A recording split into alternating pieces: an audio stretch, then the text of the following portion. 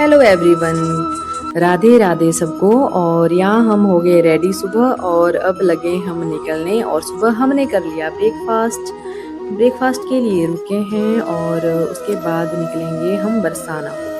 अभी हल्का सा हम 7 साढ़े 7 बजे हम रेडी हो गए थे और हम रुके हैं ब्रेकफास्ट के लिए। और अब हम निकल गए हैं बरसाना। बरसाने की ओर जाते हुए का दृश्य है और यहाँ बहुत ही अच्छी वाइब मॉर्निंग की। हर कोई भगवान की भक्ति में लीन है। जो कोई भी ब्रिजवासी मिलेगा आपको, ब्रजवासी राधे राधे नाम से ही आपको पुकारेगा। अब हम निकल रहे हैं अब बरसाना की ओर। कहा जाता है कि 99% में से और 10% ऐसे होंगे जो वृंदावन से बरसाना जाते हैं, तो हम भी उनमें से हैं। और अब जैसे ही हम निकल रहे हैं तो ये बीच का व्यू है आपको बरसाना से, वृंदावन से बरसाना की ओर। और निकल गए हैं हम। आज हम जाएंगे बरसाना, गोवर्धन और नंद बाबा कृति मंदिर। उसके बाद जो टाइम बचेगा तो हम जाएंगे फिर निधि वन। तो अब हम निकल गए हैं नंदगांव में, पहुंच गए हम नंदगांव नंद बाबा जी के यहाँ। तो नंदगांव के जैसे ही हम अंदर दर्शन करें, फ़ोटो लेना अलाउड नहीं था। फिर भक्ति में मज़ा भी नहीं आता अगर आप एक हाथ में फ़ोन लो दूसरे हाथ भक्ति करो। फिर इससे अच्छा हमने बाहर से शूट किया थोड़ा। फिर बाद में जैसे ही नंदगांव में पहुँचे तो नंदगांव के बहुत ही सुंदर दृश्य। नंदेश्वर पहाड़ पर नंदगांव पड़ा है। नंद बाबा के नाम से नंदगांव का नाम पड़ा है। इन नंदेश्वर पहाड़ पर है। और यहाँ मैं अपना थोड़ा सा नृत्य दिखाते हुए, और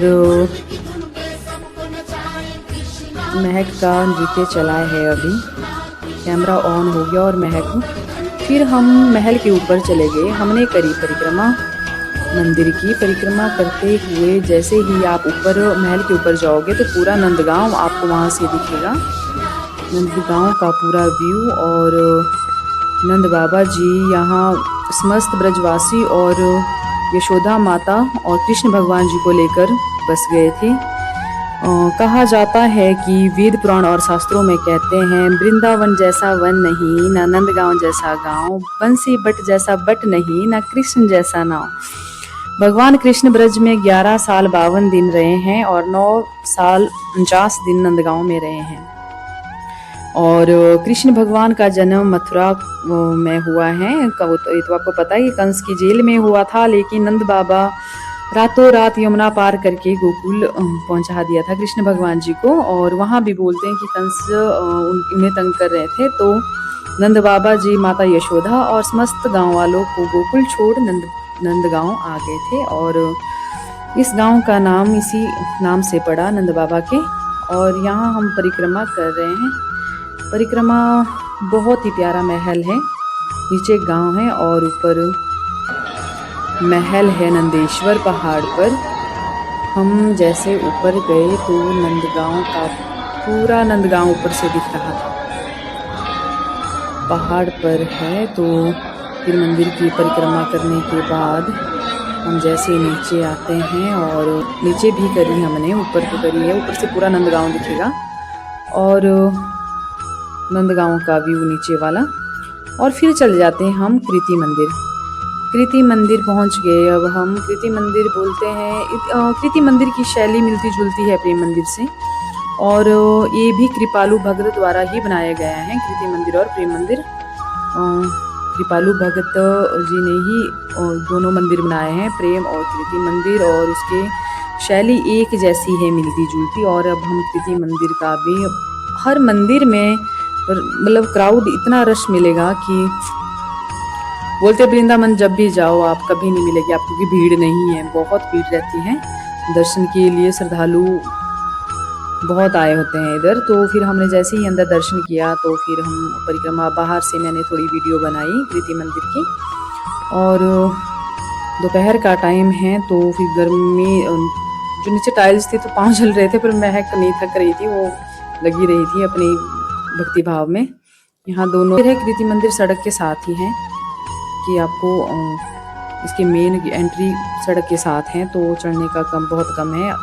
अगर आप इलेक्ट्रिकल रिक्शा करते हैं तो आराम से आप वहाँ विज़िट करोगे। तो फिर ऐसे ही हमने दर्शन करे और थोड़ी सी हमने यहाँ वीडियो बनाई। कृति मंदिर की ये मंदिर राधा रानी जी के को समर्पित है और यहाँ राधा रानी और राधा कृष्ण जी की बहुत सुंदर प्रतिमाएं और ग्वालों की, गोपियों की बहुत सुंदर सुंदर प्रतिमाएं बनाई गई हैं। और हमने भी मंदिर परिक्रमा अभी तक हम कर ही रहे हैं, हर एक चीज़ को देखते हुए। आसपास का दृश्य भी बहुत है। बोला जाता है कि वैसे हम तो मेन जो हमको पता है उन मंदिर में पहुँचे, और 84 कोस में फैला है वृंदावन। और बरसाना भी ऐसा ही है कि आप हर एक मंदिर में, ऐसा कोई नहीं होगा जो गया होगा नहीं पहुंचा होगा। और हमने वहाँ ब्रिजवासी से पूछा था कि अगर वृंदावन हर एक मंदिर में जाना है तो कितना दिन लगेंगे। तो उन्होंने बोला 2 महीने लगेंगे आपको, अगर आपने पूरे मंदिर में जाना है तो 84 कोस में फैला है तो टाइम तो फिर वही है। फिर हम आगे की ओर अब निकल जाएंगे, हम निधि वन की ओर, निधि वन बरसाना की ओर, बरसाना में जाएंगे। बरसाना राधा रानी के दर्शन करेंगे हम। मेरे दिमाग में यही है कि हम निधि वन हम शाम को निकलेंगे वैसे।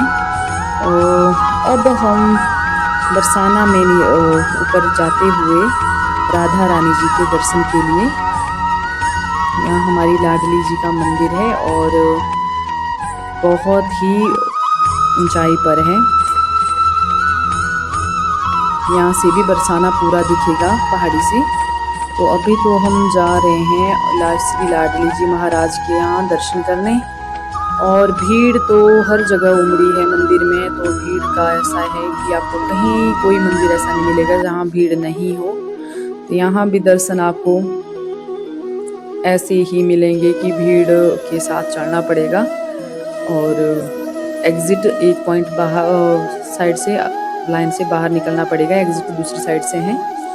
तो भीड़ के साथ हम भी आगे आगे चलते हुए महक अपनी भक्ति भाव में, कोई थकावट नहीं है, कुछ नहीं है, आराम से चल रहे। लस्सी पी, फिर वो वीडियो बनाना मैंने स्किप करी।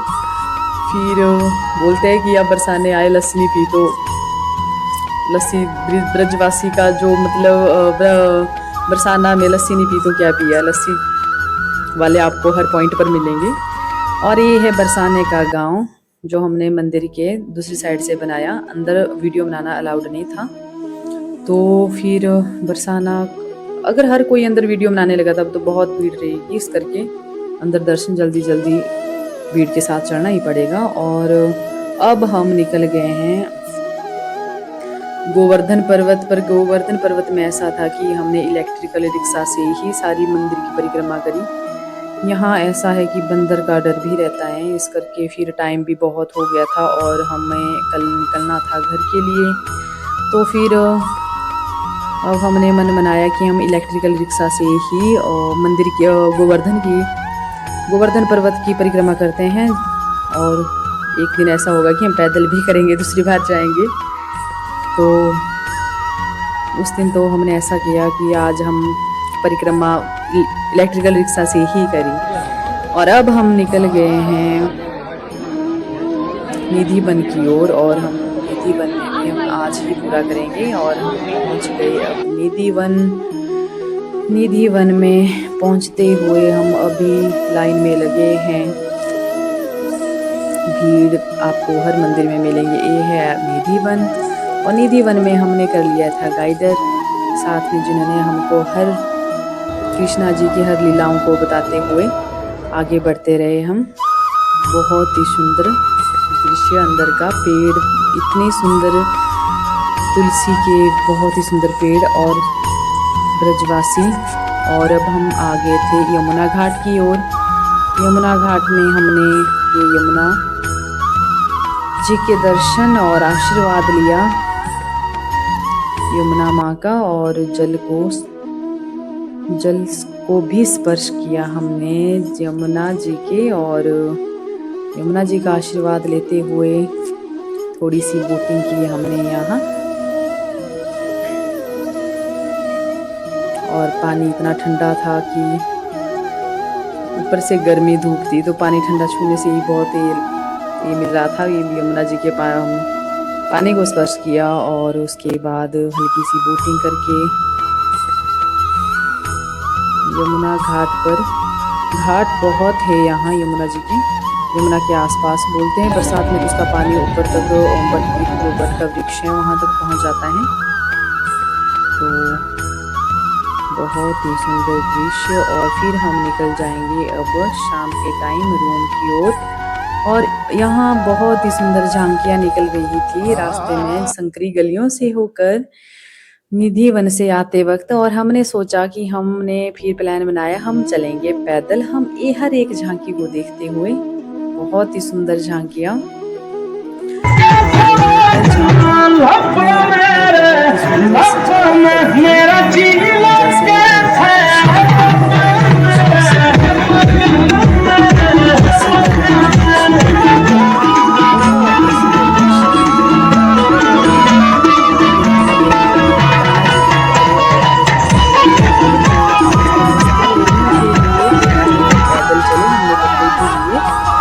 संकरी गलियों से निकलते हुए हम भगवान जी की हर झांकियों का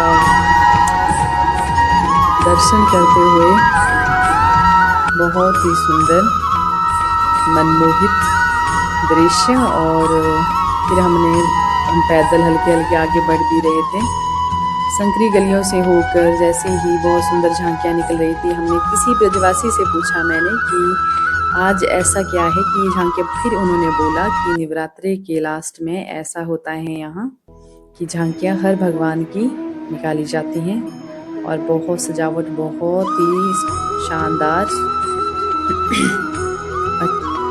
हर माताओं 9 माताओं के रूप को भी दर्शाया गया है। और हिंदू धर्म में हमारे जितने भी भगवान थे हर भगवान की झांकी, और यहाँ भीड़ बहुत थी,